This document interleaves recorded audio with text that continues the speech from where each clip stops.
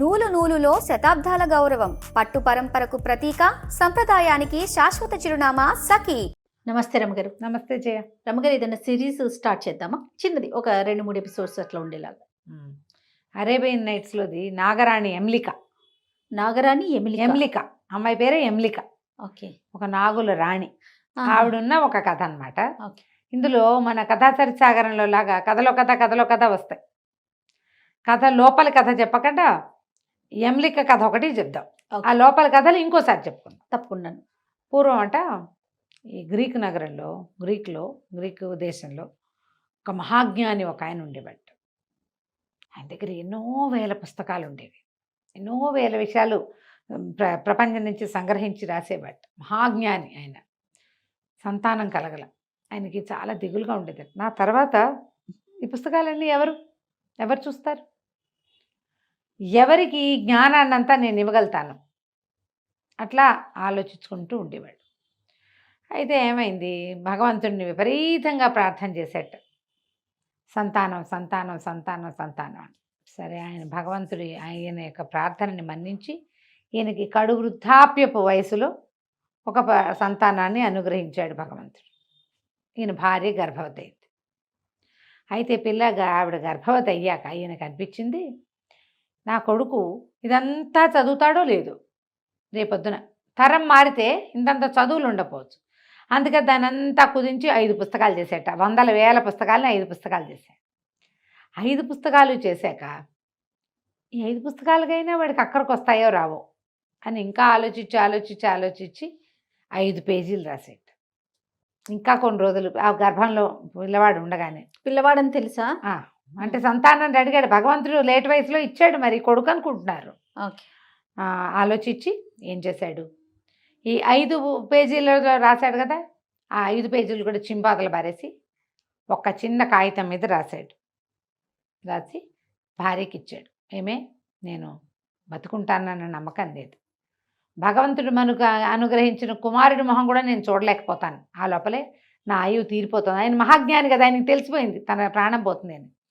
పిల్లవాడు పెద్దవాడైతే చదువుకుని వాడికి పుస్తకాలు చదవాలి అన్న ఆలోచన వస్తే, జ్ఞాని కావాలన్న ఊహ కలిగినప్పుడు ఈ కాగితం వాడి చేతిలో పెట్టు అని చిన్న కాగితం ఇచ్చాడు. కొద్ది కాలానికి ఆయన చనిపోయాడు. ఓకే. ఆవిడ ప్రసవించకముందే ఆయన పోయాడు. అబ్బో, మొత్తం దేశం అంతా గోళ్ళను వెలిపించింది. ఇంత మహాజ్ఞానిని పోగొట్టుకున్నామో అని 7 రోజుల పాటు అవిశ్రాంతంగా ఏడిచారట జనం. బోళ్ళంతా కాదు, అశ్రుతర్పణం విడిచారు ఆయన కోసం 7 రోజుల పాటు. ఈవిడ పాపం చాలా దుఃఖించి కడుపులో ఉన్న పిల్లవాడి కోసం అట బతుకుంది. కొన్నాళ్ళకి ఈవిడికి డెలివరీ అయింది. పిల్లడు చక్కటి అందమైన పండు లాంటి పిల్లవాడు పుట్టాడు. హాసిబ్ అని పేరు పెట్టమన్నారు. మహాజ్ఞానం ఉండగానే చెప్పాడు. హాసిబ్ అని పేరు పెట్టింది. ఈ పిల్లాడికి జాతకం చూపించింది జ్యోతిష్కుల్ని పిలిచి.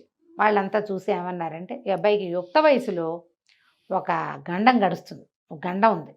అది కనుక గడిస్తే వీడు అద్భుతంగా సంపాదిస్తాడు, అద్భుతమైన జ్ఞానం అవుతాడు. అంతవరకు ఏం లేదండి అన్నారు. వాడు హాయిగా తిప్పకాయ తిరిగినట్టు తిరిగేవాడు. చదువులో చేర్చింది. వాడికి ఒక్క అక్షరం ముక్క రాల.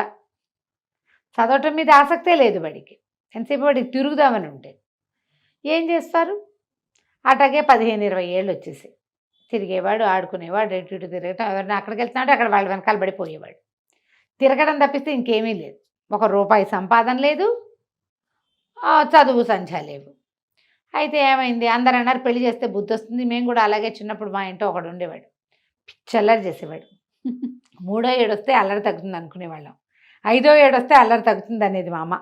అక్కడి నుంచి వాడు 10 ఏళ్ళు వస్తే బుద్ధి రాదుటే వీడికి అనేవాళ్ళు. 10 ఏళ్ళు వచ్చినా 20 ఏళ్ళు వచ్చినా వాడు అల్లరి ధోరణి ఇప్పటికీ వాళ్ళ 50 వస్తున్నాయి కానీ వాళ్ళ ధోరణి వాడు అల్లరి పోదు. అట్లాగే చెప్పుకుంటూ ఉండేవాళ్ళం. అందరి ఇళ్లలోనూ అలా ఒకడు ఉంటాడు, ఒక అల్లరి పిల్లవాడు, ఒక అల్లరి వాళ్ళు, ఒక చెప్పిన మాట వినని వాళ్ళు. పెద్ద అయితే బుద్ధి వస్తుంది, వీడిని కూడా అలాగే పెళ్ళి అయితే బుద్ధి వస్తుంది అనుకున్నారు. అనుకుని పెళ్లి చేశారు. ఆవిడ చుట్టాల్లో చూసుకుని వెతుక్కుని ఓ బుద్ధిమంతురాలైన కాలిపొడుగు పిల్లనిచ్చి పెళ్లి చేశారు. పెళ్ళైన తర్వాత తిరుగుడు మానలావాడు. అయితే చుట్టుపక్కల వాళ్ళంతా ఏమన్నారు, వీళ్ళ తండ్రి మహాజ్ఞాని పేరు డానియల్ అన్నమాట. అమ్మ, పిల్లాడికి ఓ గాడిదని, ఓ తాడు, 2 బస్తాలు కొనిపెట్టండి. మా డానియల్ గారు అబ్బాయి మేము ఎంతో బాగా చూసుకుంటాము, పిల్లాడికి కట్టెలు కొట్టడం నేర్పిస్తాం, కనీసం వాడి తిరుగుడు అవుతుంది, మీకు ఇక 2 పూట్ల అన్నమైన వస్తుంది మీకు, ఆయన సంపాదించిందంతా అవగొట్టేసుకున్నారు వీళ్ళు 20 ఏళ్లలో అనేసరికి ఈవిడేం చేస్తుంది, ఒక కంచరగాడిది అనుకొని మరి 2 సంచులు ఒక తాడు అవి కొని పిల్లాడి చేతిలో పెట్టి వాళ్ళ వెనకాల పంపించింది. ఈ చుట్టుపక్కల కట్టెలు కొట్టుకునే జనాలంతా ఈ కుర్రాన్ని కూడా వెంటేసి పోయేవాళ్ళు. వాడి తిప్పకాయ తిరుగుడంతా ఉండేది.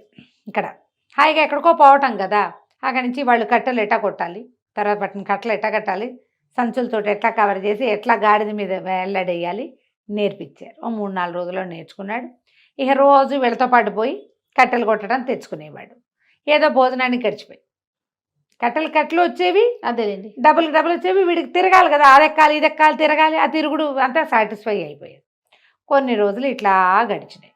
ఒకనాడు ఏమైందట, కొంచెం వానగానే ఉంది, వర్షంగా కొద్దిగా వానగా ఉన్నప్పుడు కట్టెలు బాగా అమ్ముడవుతాయి. తర్వాత 2-3 రోజులు వాన పడింది అనుకో, జనాలు ఎవరు ఇళ్లలో నుంచి వెళ్ళరు, ఇంట్లోనే కూర్చుంటే మంట వేసుకోవడానికి కట్టెలు కావాలి, వంటలు ఎక్కువ తింటారు, ఇంట్లో ఉంటే ఎక్కువ తింటాం కదా, బయటికి వెళ్ళిపోతే ఏముంది ఏదో ఇంత వండుకు పట్టుకెళ్ళిపోతారు, ఇంట్లో ఉంటే తిండి.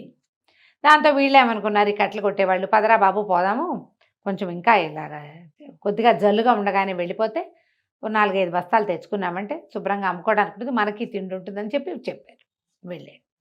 వెళ్తే ఏమైంది, పైకి వెళ్ళాక అదొక కొండ, అలా వెళ్తుంటే వాన పెరిగిపోయింది. వీళ్ళు కట్టెలు కొట్టేసుకున్నారు, తలా ఒక 4 బస్తాలు గుర్రాలను గడిదల మీద వేసుకున్నారు. ఇక ఒక దశలో ఎలాంటి వాన వచ్చిందంటే రోజువారీ దారి మర్చిపోయి ఏదో ఒక పక్కకి వెళ్ళిపోయారు. అయ్యో, వెళ్ళిపోతే వీళ్ళు ఏమనుకున్నారు, అక్కడ ఏదో గుహ అంటుంది, అందులో ఒకళ్ళిద్దరికి ఆ దారి తెలుసు, అది అవతల ఊరికి వెళ్ళే దారి, ఇక్కడ ఒక గుహ ఉంది, గుహలో తలదాచుకుందాం, అంతగా అయితే తెల్లారేదాకా ఉందాము, పొద్దున ఏవో రొట్లు గిట్లు తెచ్చుకుంటారు, అందరి దగ్గర 2-3 మిగులుతాయి, సాయంత్రం వెళ్ళేటప్పుడు కొరుకు తినేందుకు ఉన్నవేవో ఉంటాయి, రాత్రికి వెచ్చగా పడుకున్నామంటే తెల్లవారి వాన దగ్గరికి వెళ్ళిపోదాం, చీకటి పడిపోతుంది అనుకుని బాగా చీకటి మాటున ఆ గుహలోకి వెళ్ళారు. గుహలోకి వెళ్తే అందరూ అప్పటిదాకా తడిసిపోయి ఇదైపోయి ఉన్నారు, అందరూ పై బట్టలన్నీ తీసి ఆరేసుకున్నారు. మరి అందరిలోకి కుర్రాడు కదా ఈ డానియల్, మన హాసిబ్, ఒరే చితుకులు కొట్టరా అబ్బాయి, చిన్నవి కొడితే ఇక్కడ మంట వేసుకుందామన్నారు. ఏదో చిన్న మంట వెలిగించారు. ఇది కుర్రాడు ఏం చేస్తున్నాడు, చితుకులు కొట్టడం మొదలుపెట్టాడు. కొడితే తమాషా సౌండ్ వచ్చింది. నేల మీదకి గొడ్డలు పడ్డప్పుడు నేల మీద పడ్డ సౌండ్ వేరు, బోల్ శబ్దం వేరు కదా, దీని కింద ఏదో ఉందనుకున్నారు.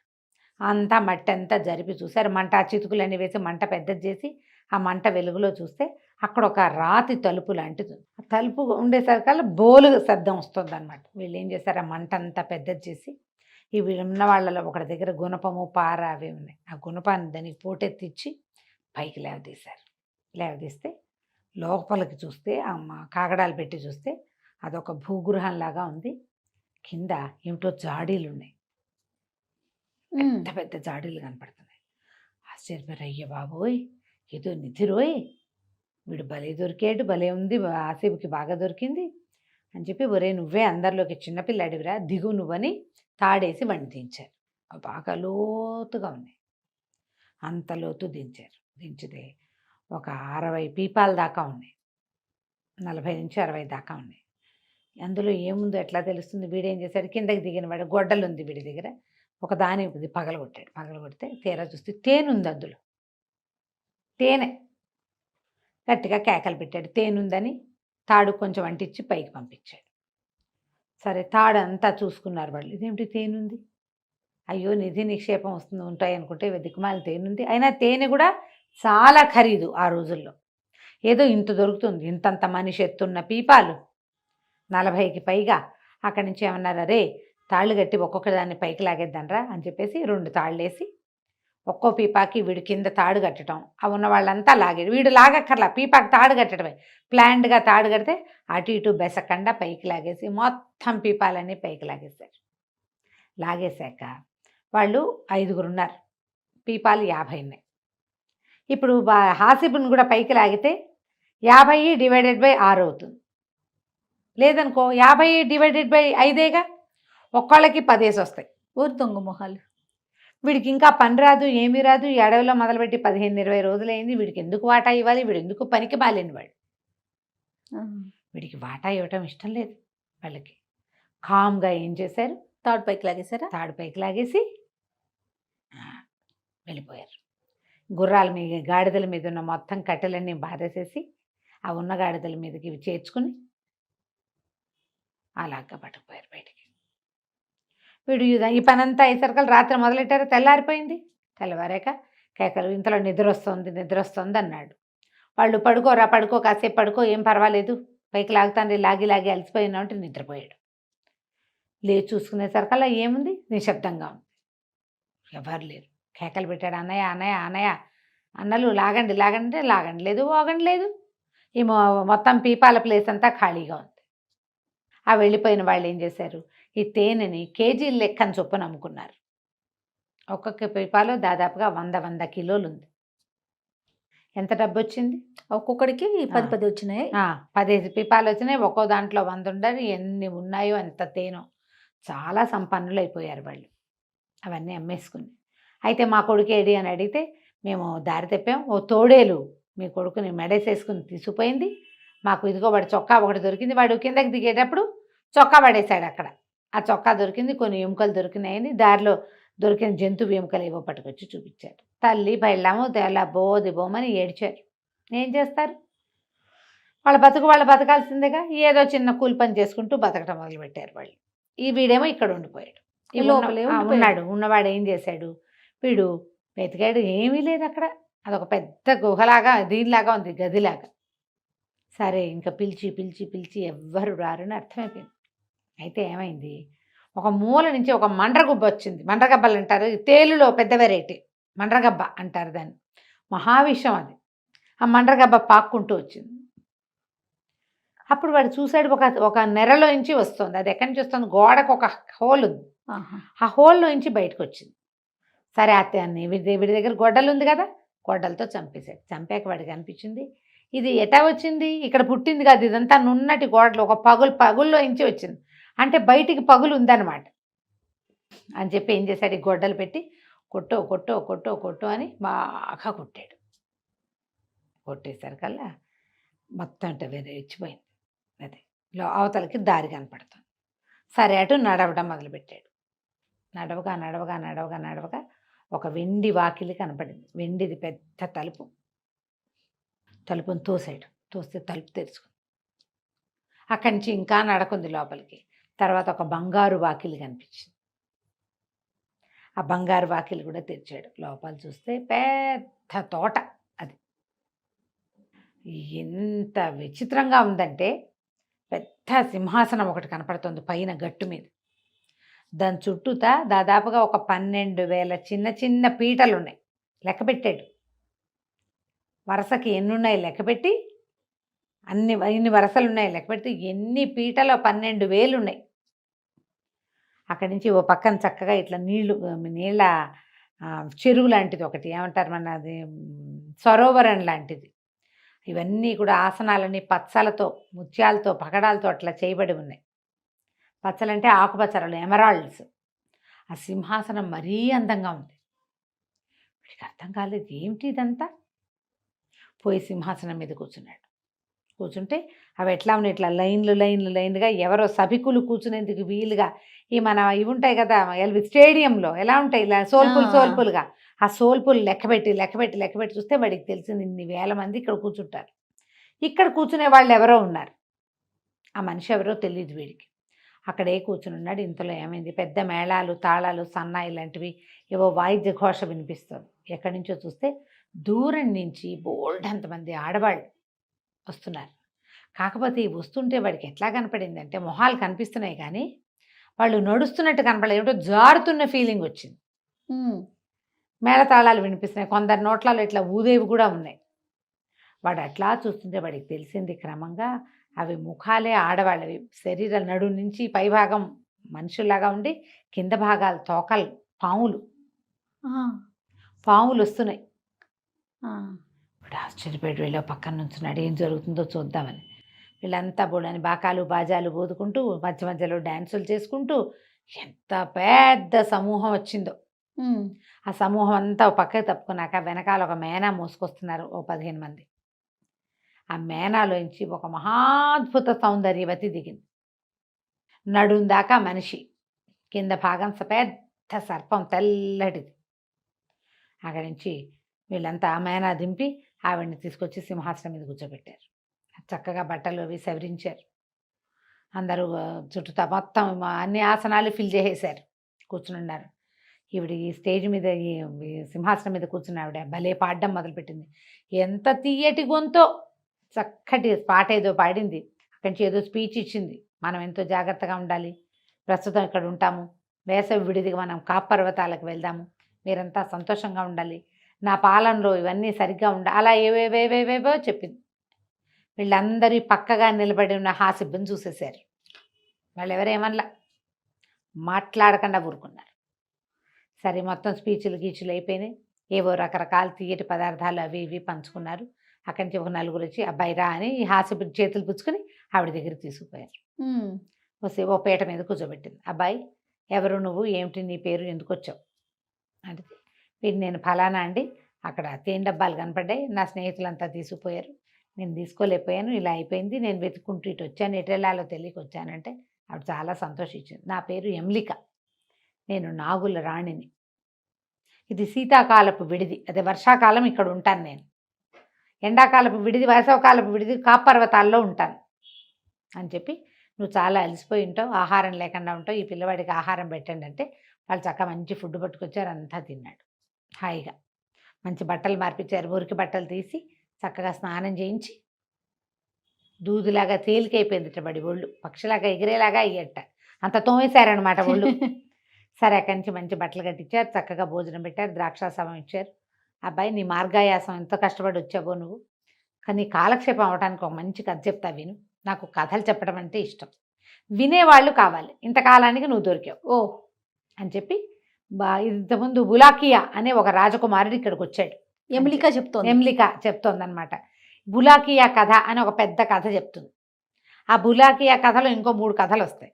మనం బులాకియా కథ చెప్పట్లేదు, ఇవి కథలు చెప్పాం. ఓకే, మళ్ళీ చెప్పుకుందాం ఇంకోసారి. ఎన్నో కథలు చెప్పింది. కొద్ది రోజులు ఆమె దగ్గరే ఉండిపోయాడు. దాదాపు ఒక 3 నెలల పాటు అక్కడే ఉన్నాడు. ఎన్ని రకాల కథలో విన్నాడు, ఆవిడతో కలిసి హాయిగా ఉన్నాడు. అయితే ఈవిడేమంది, ఒకరోజు చెప్పింది, నువ్వు ఎంత చక్కగా కథ వింటావు, ఎంతో శ్రద్ధాళువి, చక్కగా గుడ్ కంపెనీ ఇస్తావు నువ్వు, మరి మేము కాప్ పర్వతాలకు వెళ్తాం, నువ్వు నాతో పాటు రా, నాతోటి ఉండిపోదు కానీ నేను కాప్ పర్వతాలకు వెళ్ళాక ఈ పాము శరీరం మార్చుకొని మంచి శరీరంలోకి మారుతాను, వర్షాకాలం ఇలా ఉంటా, నువ్వు నన్ను పెళ్లి కూడా చేసుకోవచ్చు, నాతో ఉండొచ్చు అని అడిగింది. అడిగితే వీడికి పెళ్ళం మీద అమ్మ మీద పోయింది మనసు.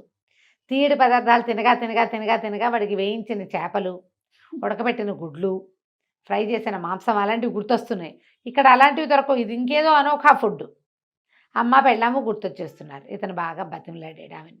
అది కాదమ్మా, నీతో ఉండటం నాకు ఇష్టమే, నీతో వివాహం అక్కర్లే, నేను నీతో ఉంటా, ఈ కథలు వింటూ ఉంటాను, కానీ మా అమ్మ నా భార్య ఏమైపోయారో తెలియదు. మా అమ్మ నేను ఎంతో మహాజ్ఞాని కుమారుణ్ణని, నన్ను ఎంతో చదివించడానికి ప్రయత్నం చేసింది, ఒక్క ముక్క చదువు రాలే నాకు, నేనేదో గాడిదలు గాయటం, ఇవి ఏమంటారు కొట్టలు కొట్టడం నేర్చుకున్నాను, అది ఒక్కటే విద్య నాకు వచ్చింది, మరి ఇప్పుడు వదిలేస్తే వాళ్ళు ఏమైపోతారు, నాకు అక్కడికి వెళ్ళాలనుందని బాగా బతిమలాడాడు.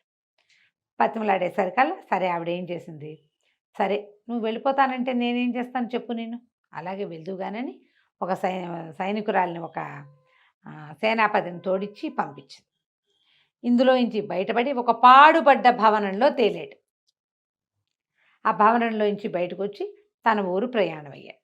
ప్రయాణం అయ్యాక ఇతన్ని పంపించేస్తారని ఒప్పుకుంది కదా, తర్వాత ఏం జరిగింది? అయితే వెళ్ళేటప్పుడు హాసిబ్ తోటి ఏం చెప్పిందంటే, అబ్బాయి నువ్వు వెళ్తానంటే వెళ్దు కానీ, అయితే నువ్వు నా రహస్యం కాపాడాలి, అబ్బో, నువ్వు నన్ను కలిసినట్టుగా ఎవరికీ చెప్పద్దు, తర్వాత జీవితంలో స్నానం చేయకూడదు నువ్వు, అమ్మా స్నానం పేరెత్తకూడదు, ఎప్పుడు స్నానం చేయనని ప్రమాణం చేయమంది. అదేంటమ్మ గారు? అంతే, ఆ దేశాల్లో స్నానాలు చాలా తక్కువమ్మా. ప్రత్యేకంగా వారానికో 10 రోజులకో, 4 రోజులకో, 6 నెలలకో ఒకసారి స్నానశాలకు వెళ్తారట. అక్కడ విపరీతంగా రుద్దించుకోబడి బాగా వేడివేడి ఆవిరి స్నానాలు అవి చేసి హమయ అనుకుంటారు, మళ్ళీ ఎప్పటికో వెళ్తారు స్నానశాలలకి. ఇళ్లల్లో బాత్రూములు ఉండవు, అది కామన్ వాళ్ళకి. ఈ అరేబియన్ కథల్లో స్నానశాలకు వెళ్ళటం, సరిగ్గా స్నానం చేసి చాలా కాలం అయింది, స్నానశాలకు వెళ్దాం అని అడగటం, అలాంటివి చూస్తాం మనం. అవును. అయితే స్నానం అనే మాట తలపెట్టను, నీ మీద ఒట్టని ఆవిడ కొట్టేశాడు. కొట్టేశాక ఈ సైన్యాధిపతి ఒక ఆవిడ వెనకాలే వచ్చి ఇదన్నీ దాటిచ్చి తీసుకొచ్చి ఒక పాడుబడిన భవంతిలో ప్రవేశపెట్టింది. మళ్ళీ ఎప్పుడైనా నువ్వు రాదలుచుకుంటే మా దగ్గరికి ఈ పాడుబడిన భవంతికి వచ్చి మమ్మల్ని పిలిస్తే ఎవరో ఒకళ్ళు వస్తారు, నిన్ను మా దగ్గరికి తీసుకొస్తారని చెప్పారు. చెప్పి వీడిని పంపించారు. ఆ భవంతిలోంచి ఆవిడ మాయమైపోయింది, ఆవిడ దారిని ఆవిడ వెళ్ళిపోయింది. ఈ భవంతిలోంచి బయటకు వస్తే వీడు ఎక్కడైతే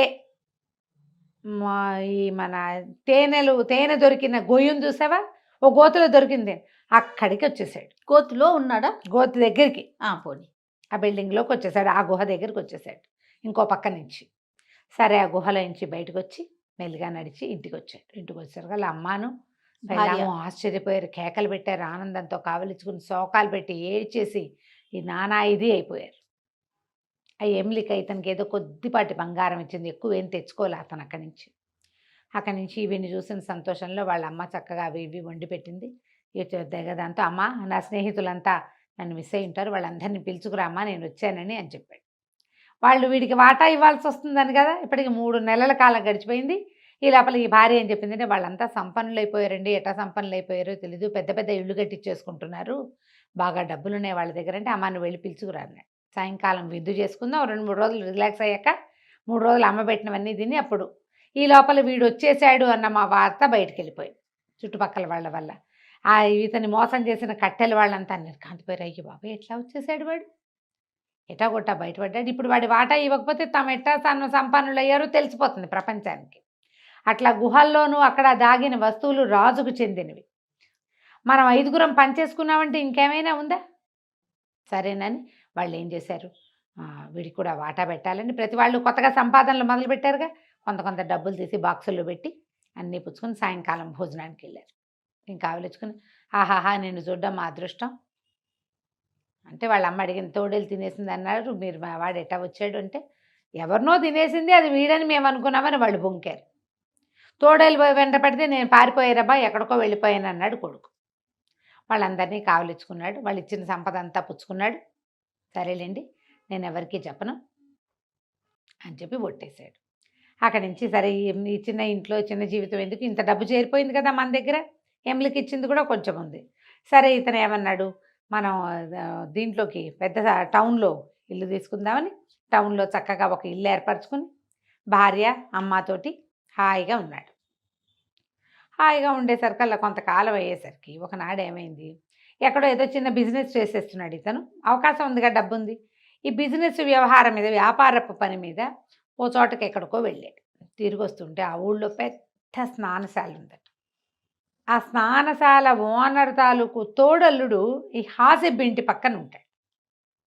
ఆయన తోడల్లుడింటికి భోజనశాలకు వచ్చినప్పుడు ఈ హాసిబ్ తాలూకు పెద్ద ఇల్లు, కులాసాగా కనపడే అందంగా కనపడే ఆ కుర్రాడు అతని భార్య వాళ్ళని గమనించేవాడు. స్నానశాల ఆయన బయట నుంచి అందరికీ స్వాగతం అండి, రండి రండి, హోటల్లో బయట రిసెప్షన్లో ఉంటారుగా, అట్లా వాకిట్లో నిలబడి రండి రండి స్నానం చేయండి, మా దగ్గర స్నానం చేస్తే మీరు పక్షి లాంటి అనుభూతి పొందుతారు, వెన్నతో అర్థం చేస్తామని కేకలు పెడుతున్నాడు. గాడిద పాలతో స్నానం చేయిస్తామని అదని ఇదని. ఎప్పుడైతే ఈ హాసిబ్ని చూశాడో రండి రండి దయచేయండి అంటే ఆయన్ని స్నానం చేయండి అన్నాడు. హాసిబ్ స్నానం చేయకూడదు కదా, అక్కడి నుంచి ఆయన వెంటపడ్డాడు. చేయకపోతే ఎట్లా, మీరు స్నానం చేసి తీరాలి, ఫ్రీ మీకు, మా తోడళ్ళు పక్కిళ్ళు కాబట్టి మీరు ఇవాళ స్నానం చేయాల్సింటే, లేదండి నేను ఏదో ప్రమాణం చేసుకున్నాను జీవితంలో స్నానం చేయనని నేను చేయను అన్నాడు. అనగానే లబలబలాడిపోయాడు. అదేంటి అలా చేస్తారా, మీరు కనుక మా స్నానశాలలో స్నానం చేయకపోతే నా 3 భార్యలకి విడాకులు ఇచ్చేస్తాను, నేను ప్రతిజ్ఞ చేస్తాను అన్నాడు. చుట్టుపక్కల జనాలంతా చేరారు. వాడి మొహం వాడి స్నానం చేయకపోతే ఆడి భార్యలకి విడాకులు ఏంటండి? ఏమైనా సరే నేను మీకు ఫ్రీగా చేయిస్తా కదా, రూపాయి ఖర్చు పెట్టక్కర్లేదు మీరు అంటాడు. అనేసరికి ప్రమాణాలు చేసేయటం, అక్కడంతా ప్రమాణాలు ఉంటుంటాయన్నమాట. అది సరే రమ్మ గారు. ఈ వాక్యం చదివేటప్పుడు జయ ఇలా అంటుంది నేను ఊహించా చేయను. ఇప్పుడు మొహం మండ, వాడెవడో స్నానం చేయటువంటి వీడి పిల్లలకు విడాకులు ఇవ్వటం ఏమిటి, అక్కడ అలా అయిపోయేవి. మరి అక్కడి నుంచి చుట్టూ జనాలంతా చేరారు. జనాలంతా అదేంటండి ఆయన ఇంత పెద్ద ప్రతిజ్ఞ చేస్తే, అదే కదా, ఆ పెళ్ళాలు ఉసురు పోసుకోవద్దు, మీరు స్నానం చేసి తీరాలి, మీరు ప్రమాణం తప్పితే ఏం ప్రాబ్లమ్స్ వస్తాయి అవన్నీ మేము తీరుస్తామంటారు. అక్కడి నుంచి జనాలంతా పట్టండ్రా, ఇంత పెద్ద మనిషి, 3 పెళ్ళాల మొగుడు, 10 మంది బిడ్డల తండ్రి, ఈయన విడాకులు తీసుకుంటే కుదురుతుందా, ఈ కుర్రాడిని స్నానం చేయించలేవా మనం, పట్టండి వీణని ఏ ఎత్తి తీసుకుపోయారు. వీడు లబో దిబో అని కేకలు పెట్టాడు హాసిబ్. ఏం కేకలు పెట్టినా ఏమీ లాభం లేదు. బట్టలు పీకి పారేసేశారు. ఓ చిన్న లంగోటాతోటి ఇవన్నీ తీసుకుపోయి పెద్ద నీళ్ల తొట్టలో ముంచారు.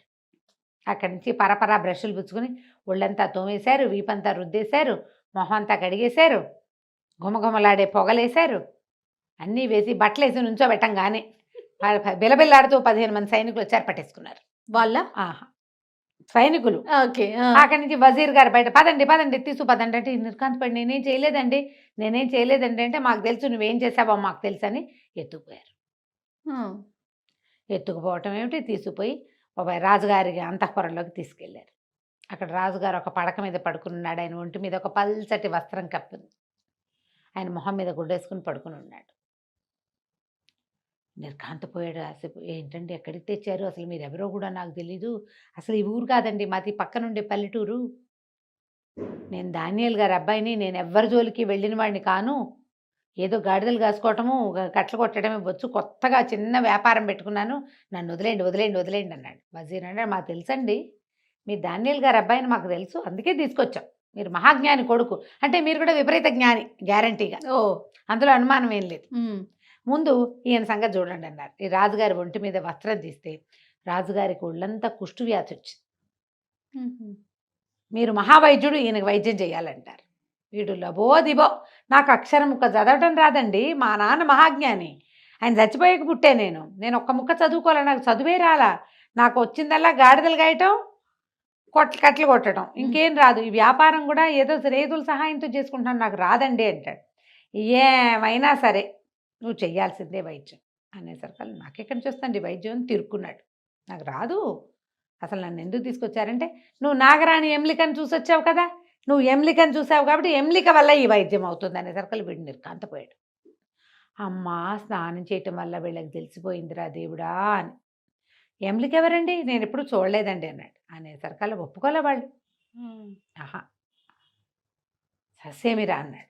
ప్రమాణాలు చేశాడు, మా అమ్మ మీద ఒట్టు, మా ఆవిడ మీద ఒట్టు, మా నాన్న మీద ఒట్టు, చచ్చిపోయాడు అయినాడు ఆయన మీద ఒట్టు, నా మీద ఒట్టు, నేను ఎమ్లికని కలవలేదు, చూడలేదు, ఆవిడెవరో నాకు తెలియదు అంటే వజీర్ ఒప్పుకోలే. మాకు తెలుసు నువ్వు ఇట్లాంటి వేషాలు వేయకు, ఎమ్లికని కలిసి వచ్చిన వాడికి పొట్ట మీద చర్మం నల్లబడుతుంది, నీ పొట్ట మీద చర్మం నల్లగా ఉంది, నీ స్నానశాలలో నువ్వు స్నానం చేయగానే అది బయటపడింది, పొట్ట మీద చర్మం నల్లగా ఉన్నవాడిని మాకు అప్పచెప్పమని ముందరే తాకీదులు ఉత్తర్వులు ఇచ్చి ఉన్నాం, పైగా నువ్వు దానియేల్ గారి అబ్బాయివని స్నానశాల నిర్వాహకుడు చెప్పాడు, నీ మహాజ్ఞానము నువ్వు ఎమ్లికని చూడడము రెండూ కలిసి నువ్వు వైద్యం చేయగలవు అనేసరికి నేను చూడలేదన్నాడు.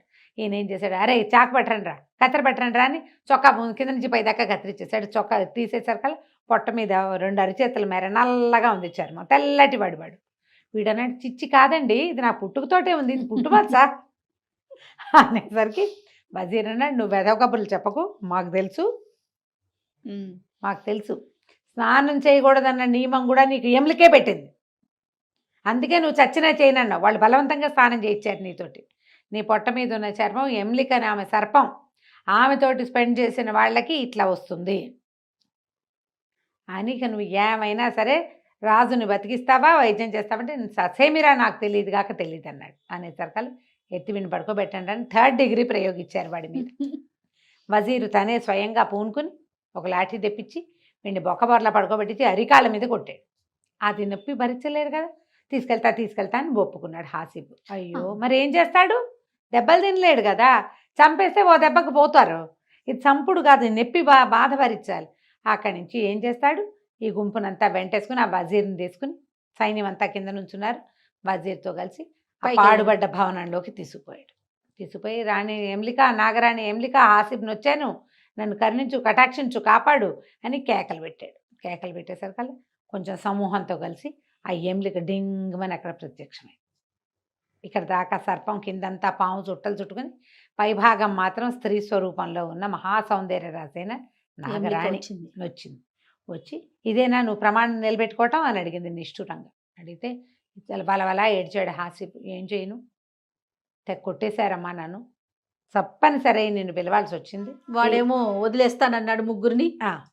ఆ ఎమ్లిక దగ్గర ఒక రకమైన పాలు దొరుకుతాయి, ఆ పాలు తాగితేనే ఈ కుష్టు పోతుంది, అది దొరకకపోతే చచ్చిపోతారు. ఆ ఎమ్లిక దగ్గర నుంచి తేవాలి ఆ పాలు. ఆమె ఉండే లోకంలో అలాంటి ఒక ప్రత్యేక ఆసవం దొరుకుతుంది. ఆమె చేతి స్పర్శ తగిలితేనే అవి పనిచేస్తాయి. ఓహో. అవి అలాంటి చెట్లు మనకి భూలోకంలో ఉన్న అవి పనిచేయవు, ఆమె ఉండే చోట్లోనే ఉంటాయి. అక్కడి నుంచి ఏడ్చి శోకాలు పెట్టాడు. ఆవిడ నాకు తెలుసులే నిన్ను వీళ్ళు బలవంత పెట్టారని నాకు తెలుసు, సరే ఓ పని చేద్దామని ఆవిడ ఏం చేసింది, 2 సీసాలు తీసింది. ఓ సీసా మీద గుర్తుపెట్టింది, ఇదిగో ఇది రాజుకివ్వు, రాజుకివ్వు. ఈ 2వ సీసా నిన్ను కొట్టాడే ఆ వజీర్కివ్వు అని చెప్పి. ఆ ఎమ్లిక దగ్గర నుంచి వచ్చిన పాలు తాగిన వాళ్ళకి యవ్వనం వచ్చేస్తుంది, వృద్ధాప్యం పోతుంది, చాలా కాలం మరణించేదాకా వాళ్ళకి ఏ జబ్బు చేయదు. 2 సీసాలు తీసుకోమని వాడిని బలవంత పెట్టాడు ఆయన. ఈవిడ 2 సీసాలు ఇచ్చింది. 2వ సీసా వజీర్కి. ఈ 2 సీసాలు పుచ్చుకొని ఎమ్లికి బాయ్ బాయ్ చెప్పి ఆ వజీర్కి చెప్పింది, మళ్ళీ పిలిస్తే రాను అని చెప్పేసింది. మాయమైపోయింది. వజీరు హాసిబ్బు పరివారంతో సహా రాజుగారి దగ్గరికి చేరారు. సరే జబొడ్లో దోపి పెట్టుకున్నాడు, అంగీకి దట్టీలు పెట్టాడు. ముందు గుర్తు పెట్టింది రాజుగారికి తీసిచ్చాడు. రాజుగారు దండాలు పెట్టి బోల్డని పరాకులు చెప్పి, మీ నాన్న మా గొప్పవాడు అవటం వల్ల నాయన నువ్వు దొరికావు నాకని ఆ పాలను ఎత్తి నోట్లో పోసుకున్నాడు. ఆ సీసా ఎత్తి, చిన్న సీసా పోసుకునేసరికల్లా తుప్పు రాలిపోయినట్టు ఒంటిమించి కుష్టు వ్యాధి అంతా రాలిపడిపోయింది. రాలిపోయింది మొత్తం ఒంటిమించి. తెల్లగా బంగారపు వర్ణంలో మెరిసిపోవటం మొదలుపెట్టింది స్కిన్. రాజుగారు మొత్తం వాళ్ళు వీళ్ళు అందరూ వచ్చి రాజుగారి శరీరం అంతా తుడిచి చక్కగా బట్టలు ధరిపించేశారు. అక్కడి నుంచి వజీర్ అన్నాడు, ఆ 2వ సీసా ఎందుకు, ఇవ్వు నాకు ఇవ్వని తీసుకున్నాడు. వీడు చూస్తుండగానే ఆ 2వ సీసా బిరడా ఓడదీసి ఎత్తి నోట్లో పోసుకున్నాడు ఆ పాలు. వీళ్ళు చూస్తూ ఉండగానే ఆ వజీర్ ఇటా ఇటా ఇటా ఇటా ఇటా ఉబ్బిపోయి ఢామ్ అని పేలిపోయాడు. బెలూన్ పేలిపోయినట్టు మాంసఖండాలు పడిపోయినాయి మొత్తం గదంతా, అంతఃపురం అంతా. వెంటనే అందరికీ అర్థమైంది, వీడేంటి రాజుగారి వైద్యం కోసం ఇంత ప్రయత్నం చేస్తే తను కూడా హెల్తీగా యంగ్గా అయిపోవడం కోసం ఈ కుర్రాడిని బెదిరించి అవేవో తెప్పించాడు. మరి రాణి ఊరుకుంటుందా? వీడి కుర్రాడి కంటే వీడి ఇంటెన్షన్ తెలీదు. అదే కదా, ఆవిడకి తెలుసు కదా, దేవత కదా. అక్కడి నుంచి మొత్తం మాంసఖండాలన్నీ ఏరేసి పదిపెట్టేశారు. రాజుగారు ఎంతో సంతోషించి ఒక అనంతమైన సంపదని ఇచ్చి ఇతనికి హాసిబ్కి ఒక పెద్ద భవనం ఇస్తున్నావు, నీ పాత ఇంట్లో మీ పని వాళ్ళు ఉంటారు, నీ బానిసలంతా, నువ్వు చక్కగా నీ కొత్త ఇంట్లో ఉండని పెద్ద ఇల్లు ఇచ్చి పెద్ద ఉద్యోగం ఇచ్చి సలహాదారుగా తన దగ్గర ఉంచుకున్నాడు. వీడు ఇంటికి పోయి సంతోషంగా ఉన్నాడు. వాళ్ళ అమ్మని అడిగాడమ్మా, ఇప్పుడు విశ్రాంతి వచ్చింది, మనం ఏం పని చేయక్కర్లా, హాయిగా ఇప్పుడు చదువుకుంటాను నేను అని చెప్పి చదువు మొదలుపెట్టాడు. చదువుకోవటము రాయటము నేర్చుకున్నాడు.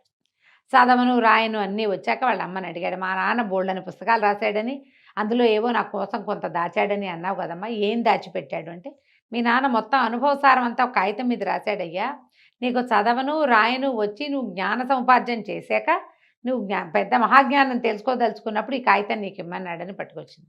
ఆ కాగితం మీద ఏముంది, వాళ్ళ నాన్న మొత్తం పుస్తకాలని సముద్రంలో పారేశాడు. ఏముందంటే, జ్ఞానము వృధా, కేవలం భక్తే ముఖ్యం, భగవంతుని కుమారుడు భూమి మీద పుట్టబోతాడు, మహమ్మద్ ప్రవక్త అన్నమాట, ఆయనే అన్నిటి సరిచేస్తాడు అని రాయబడి ఉంది, నువ్వు వల్ల ఆయన ఫాలో అయితే చాలు.